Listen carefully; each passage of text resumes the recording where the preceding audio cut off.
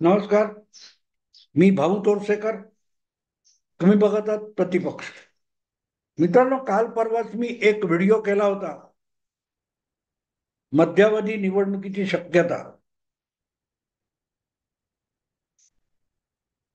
त्याचा खुलासा अजूनही होणं आवश्यक आहे, कारण अनेकांना असं वाटत नाही की आता तर 3 महिने झालेत नवी लोकसभा निवडून, आता कशाला मध्यावधी निवडणुका होते. मोदींना पाहिजे तसं मोदी पंतप्रधान झालेले आहेत. पण ज्या वेळेला माहोल तयार होतो ना मित्रांनो, वातावरण तयार होतं तुम्हाला पोषक, आणि जर तुम्ही अडचणीतून बाहेर पडणार असाल तर तुम्ही मोठा धोका पत्करता. मोठा धोका पत्करता. इंदिराजींनी असंच एक वातावरण निर्माण झालं तेव्हा 1970 साली धडामकन विधान लोकसभा 2 वर्षाची मुदत शिल्लक असताना बरखास्त करून टाकली होती आणि जनतेकडे कौल मागितला होता की जनतेने सांगावं, मी जे काम करते, मी जे धोरण राबवते, ते जनतेला हवं की नको हे जनतेने ठरवावं. आणि जनतेला माझं धोरण मान्य असेल तर विरोधकांना धडा शिकवावा, अशी भूमिका घेऊन अवघी 3 वर्ष झालेली लोकसभा इंदिराजींनी 1970 साली बरखास्त केली होती. आज सुद्धा तिसऱ्यांदा पंतप्रधान झालेले नरेंद्र मोदी हे बहुमत गमावलेले, म्हणजे एकपक्षीय बहुमत गमावलेले आहेत. पण त्यांच्या नेतृत्वाखाली ज्या एनडीएने निवडणूक लढवलेली होती तिला मतदाराने बहुमत दिले, पण भाजपचं बहुमत गेलेलं आहे. भाजप अल्पमतात आहे, पण आघाडी म्हणून बहुमतात आहे आणि त्यामुळे मोदी हे पंतप्रधान आहेत. पण अशा वेळेला जर काही वादग्रस्त विषय आले तर धोरणात्मकरित्या नितीश कुमार किंवा चंद्राबाबू नायडू किंवा इतर लहान मोठे जे पक्ष एनडीए मध्ये आहेत ते विरोधात जातील आणि मोदींचं सरकार पडू शकतं. यापूर्वी जसा हिंदुत्वाचा अजेंडा मोदी राबवत होते तसा तो त्यांना राबवता येणार नाही, अशी जी चर्चा असते त्याला उत्तर देण्यासाठीच नरेंद्र मोदींनी वक्फ या कायद्याला दुरुस्त करायचं ठरवलेलं आहे. आणि वक्फ दुरुस्ती म्हटलं की सगळ्याच्या सगळ्या देशाच्या कानाकोपऱ्यातला मुस्लिम समाज आणि मुस्लिम मतदार विचलित होणार हे मोदींनाही माहिती आहे. जसं समान नागरी कायदा म्हटलं की सगळे मुस्लिम चवताळून अंगावर येतात, तसंच वक्फच्या कायद्याला हात लावला की सगळ्याच्या सगळा मुस्लिम समाज चवताळून आपल्या अंगावर येणार. पण तो चवताळून आपल्या अंगावर आला, सरकारच्या विरोधात उभा ठाकला, तर आपोआपच जे मुस्लिम वोट बँकवर विसंबून आहेत त्यांना सुद्धा आपल्या भूमिकेच्या, धोरणाच्या आणि वक्फ सुधारणा कायद्याच्या विरोधात ठामपणे उभं राहावं लागेल. हे नरेंद्र मोदींना नेमकं कळतं. आणि असे लोक हे अधिकाधिक मुस्लिम धार्जिणे व्हावे आणि त्यातून देशभरच्या मुस्लिम मतांचं ध्रुवीकरण व्हावं, ही सरळ सरळ कल्पना नरेंद्र मोदी आणि भाजपच्या हायकमांडच्या डोक्यात असणार याविषयी माझ्या मनात तिळमात्र शंका नाही. अखंड बहुमत जेव्हा होतं तुमच्याकडे भाजपकडे 2014 आणि 2019 मध्ये, तरीही जे कठोर कायदे करण्याचं किंवा धोरण स्वीकारण्याचं टाळलं होतं ते आज बहुमत नसताना मोदी करत असतील तर त्याचं सरळ सरळ साधं कारण आहे की मोदींना मुस्लिमांनी चवताळावं हीच अपेक्षा आहे.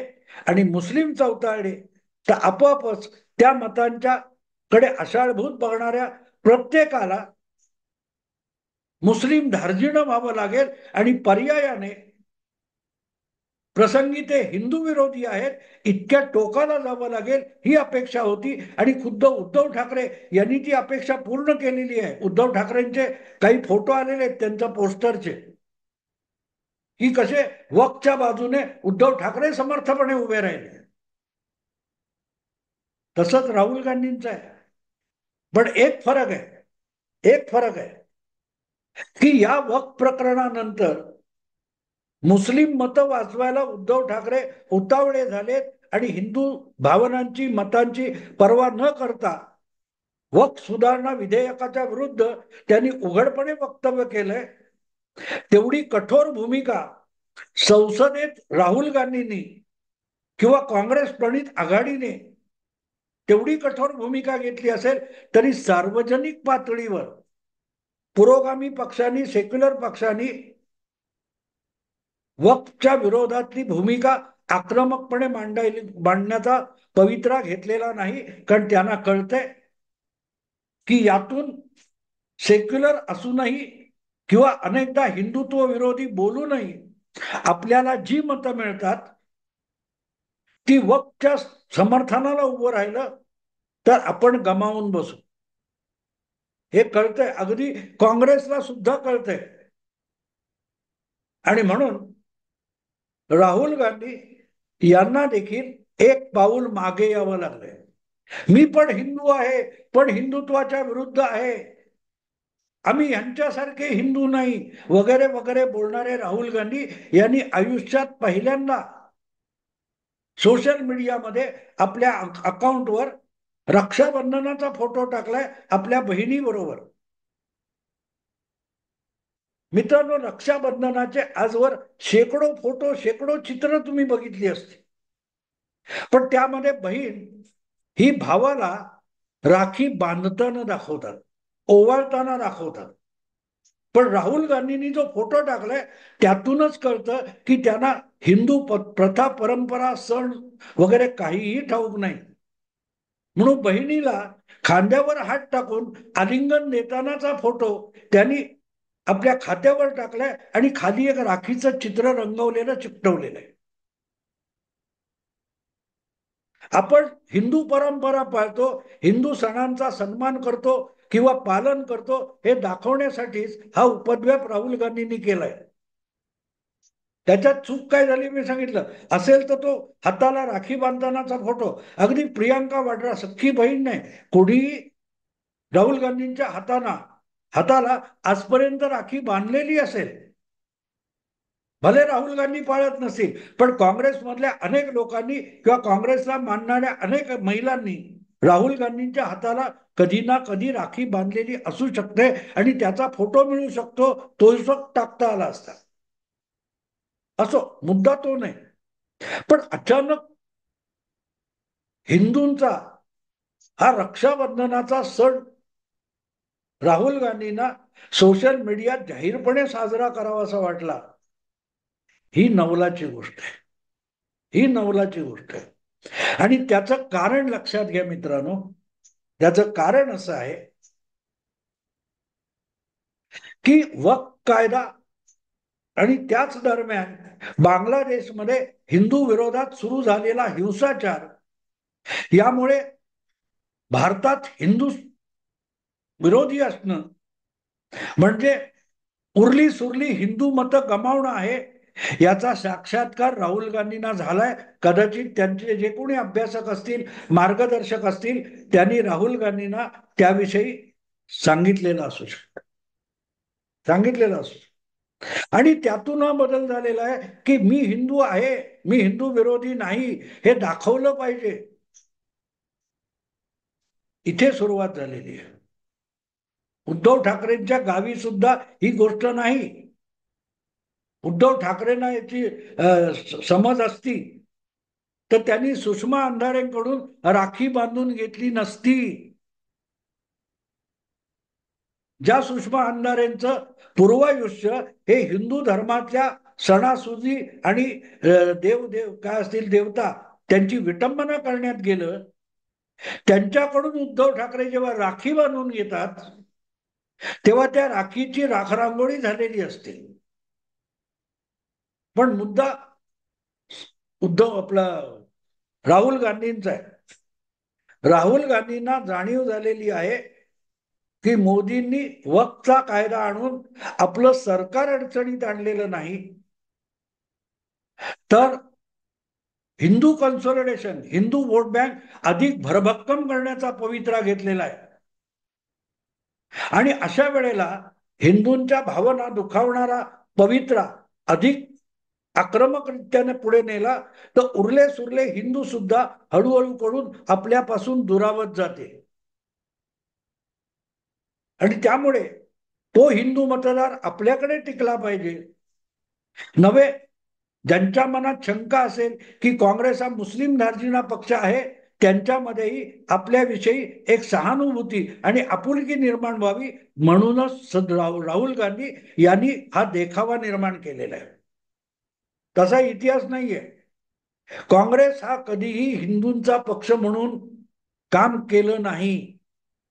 उलट स्वातंत्र्यपूर्व काळात काँग्रेसला मुस्लिम लीगने नेहमी हिंदूंचा पक्ष म्हटलं, पण स्वातंत्र्य मिळाल्यानंतर काँग्रेस पक्ष कधी हिंदूंच्या बाजूने उभा राहिला नाही. त्यापेक्षा इथे उरल्या सुरल्या मुस्लिमांना अधिकाधिक अधिकार देऊन हिंदूंच्या बोकांडी बसवण्याचं पाप काँग्रेस पक्षाने केलेलं आहे. दुसरीकडे अनेक लाला लजपतराय असतील किंवा जे जे कोणी पुरुषोत्तमदास टंडन असतील, राजेंद्र प्रसाद असतील, असे जे हिंदू धर्मावर श्रद्धा ठेवणारे काँग्रेस नेते होते, त्यांना हळूहळू करत नेहरूंनी काँग्रेसच्या मुख्य प्रवाहातून बाजूला काढून टाकलं.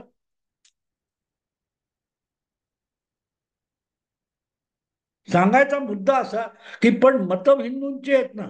अजूनही या देशामध्ये जवळजवळ 75% अधिक हिंदू समाज आहे आणि म्हणून मतदार सुद्धा हिंदू प्रामुख्याने बहुल आहे. आणि त्याची मतं घालवायची तर मग पुढच्या सगळ्या निवडणुकीत सुपडा साफ होण्याची भीती राहुल गांधींना सुद्धा वाटले. त्यातून ते रक्षाबंधनाचं चित्र आले. फक्त एक रक्षाबंधनाचं चित्र टाकलं म्हणजे राहुल गांधी हिंदुत्वाकडे वळले किंवा हिंदू मतांना घाबरलेत, इतका उथळ निष्कर्ष भाऊ तोरसेकर काढत नसतो. या रक्षाबंधनाचा जे सोशल मीडियातला फोटो आहे त्याला जोडून आणखीन एक गोष्ट बघितली पाहिजे आणि समजून घेतली पाहिजे. ती गोष्ट म्हणजे काँग्रेसमध्ये जे सातत्याने हिंदू विरोधी, हिंदुत्व विरोधी, हिंदूंच्या भावनांच्या विरोधी असलेले चेहरे नेते म्हणून ओळखले जातात, त्यांना खड्यासारखं बाजूला करण्याचं पाऊल राहुल गांधींनी उचलल्याची एक बातमी आलेली आहे. गेली जवळजवळ 10-12 वर्ष राहुल गांधींचे बगलबच्चे किंवा राहुल गांधींचे अगदी सवंगडी, उजवा हात डावा हात जो म्हणाल तो असलेले जयराम रमेश, जे काँग्रेसचं सोशल मीडिया किंवा माध्यम विभाग जो आहे त्याचे प्रमुख होते, त्यांना राजीनामा द्यायला सांगण्यात आलंय. आणि दुसरे काँग्रेसचे संघटन सचिव वेणुगोपाळ यांना सुद्धा त्यांच्या पदावरून बाजूला करायचा निर्णय झाल्याच्या बातम्या आहेत आणि त्या या रक्षाबंधनाच्या फोटो बरोबर आलेल्या आहेत.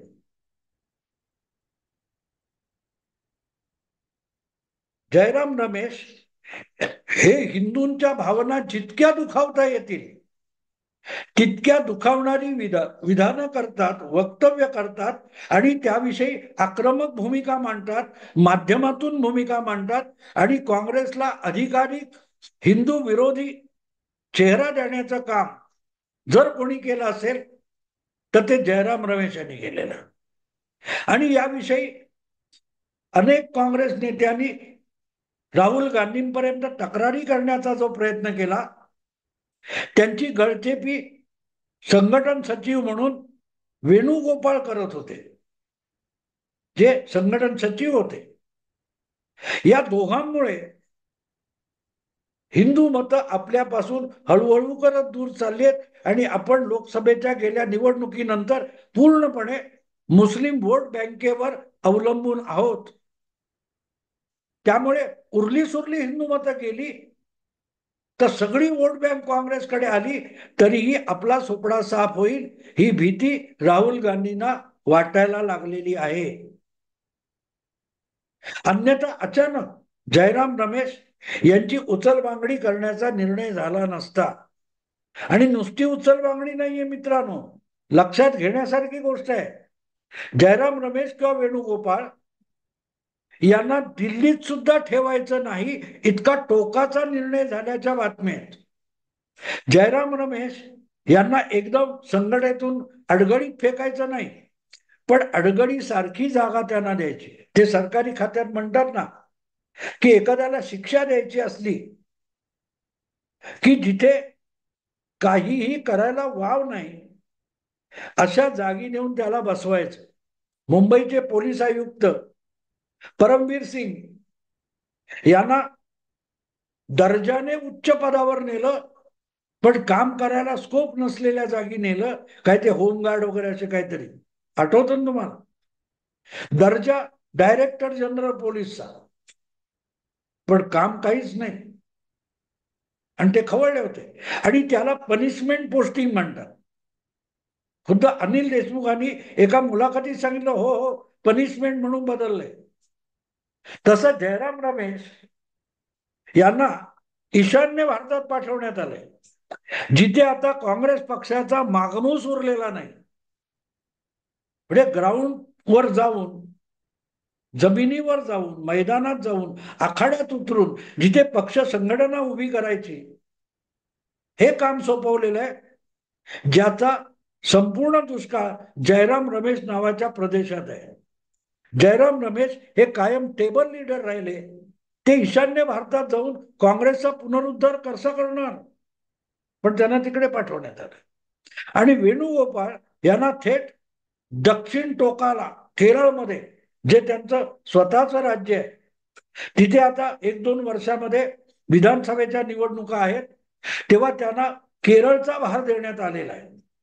राष्ट्रीय पातळीवर संघटन सचिव म्हणून काम केलेला माणूस हा आता केरळचा प्रभारी म्हणून काम करणार आहे. आणि याचं सोपं कारण, हिंदूंच्या भावना दुखवण्याचा आक्रमक पवित्रा. थोडक्यात राहुल गांधींना हिंदू विषयी प्रेम, हिंदू धर्माविषयी प्रेम वाटलेलं नाही, हिंदू मत जाणार आहे. आणि हिंदू मत जाण्यासाठी नरेंद्र मोदींनी वक्फ सुधारणा विधेयक जे आणलेलं आहे, त्यातून हिंदूंचं आणि मुस्लिमांचं परस्पर विरोधी ध्रुवीकरण होऊन हिंदू जर एकवटत गेला तर तो नक्कीच काँग्रेसच्या विरुद्ध जाईल, आणि काँग्रेसच्या विरोधात गेला तर सगळा मुस्लिम मतदार काँग्रेसच्या पारड्यात वजन टाकायला आला तरी काँग्रेसचा सुपडा साफ होईल. या भीतीमुळे राहुल गांधी रक्षाबंधनाकडे वळलेले आहेत. एक फोटो टाकला बहिणीवरच, पण ती राखी बांधताना पण दाखवता आलं नाही. इथे कळतं की हे खोटं प्रेम आहे, हे मतांसाठीचं प्रेम आहे. यांच्यापेक्षा उद्धव ठाकरे बरे, हिंदू गेला तेल लावत, मला मागे मुस्लिम खंबीरपणे उभा आहे, मुस्लिम मलाच मत देणार आहे. आणि मुस्लिमांनी ताबडतोब प्रतिक्रिया दिली.